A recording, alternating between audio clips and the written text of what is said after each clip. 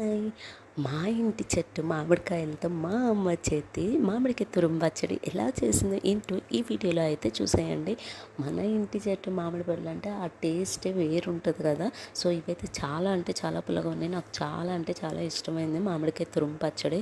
So first అయితే మంచిగా clean చేసేసి దాన్ని పీల్ అవుట్ చేసేసి అండ్ మంచిగా తురిమేసాం. నేను, మా హస్బెండ్ అండ్ మా బాబు కూడా హెల్ప్ చేశాడు. సో ఈ పచ్చడికి మెయిన్ టాస్క్ తురమటమే. సో ఓన్లీ తురమడం అయితే చేస్తే అండ్ వెరీ వెరీ ఈజీ. మనకి వేడి వేడి అన్నంలో అయితే సూపర్గా ఉంటుంది.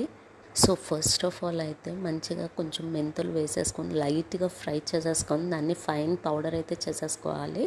సో ఆ తర్వాత ఈ తురిమిన పచ్చడిలో మనకి సరిపడా సాల్ట్, కారం, పసుపు అండ్ ఆల్రెడీ గ్రైండ్ చేసుకున్న మెంతి పౌడర్ ఇవన్నీ ఆ తురిమిన మామిడికాయ దాంట్లో వేసేసుకొని మంచిగా మిక్స్ చేసేసుకోవాలి. అండ్ అలాగే వెల్లుల్లిపైన అయితే దంచేసుకోవాలి లైట్గా, మీకు ఎన్ని కావాలంటే అన్ని. సో ఫైనల్గా ఆయిల్ అయితే పెట్టేసుకోవాలి. పల్లి ఆయిల్ అయితే టేస్ట్ సూపర్గా ఉంటుంది. సో మీ ఇష్టం, మీరు ఏ ఆయిల్ యూస్ చేస్తే ఆ ఆయిల్ కొంచెం హీట్ అయిన తర్వాత దాంట్లో ఆవాలు, జీలకర్ర, మినపప్పు, కరివేపాకు, ఎండుమిర్చి, అలాగే కొంచెం ఇంగువ అండ్ దంచిన వెల్లుల్లి అన్నీ వేసుకుని మంచిగా కొంచెం ఫ్రై అవ్వనివ్వాలి. అయిపోయిన తర్వాత అండ్ ఫైనల్గా ఏంటంటే మనం ఇందాక మిక్స్ చేసుకున్న తురుము ఉంది కదా, అదంతా దీంట్లో వేసేసి తురుమంతా ఆయిల్తో మిక్స్ అయ్యేలాగా నీట్గా కలిపేసుకోవాలి.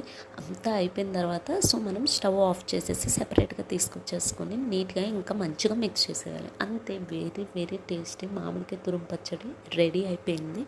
వేడి వేడి అన్నంలో అయితే సూపర్గా ఉంటుందండి. దోశ, ఇడ్లీ, టిఫిన్స్లో కూడా చాలా టేస్టీగా ఉంటుంది. ఎవరికైనా తెలియకపోతే ఒక్కసారి అయితే ట్రై చేయండి అండ్ టేస్ట్ ఎలా ఉందో కామెంట్లో అయితే చేసేయండి. బాయ్.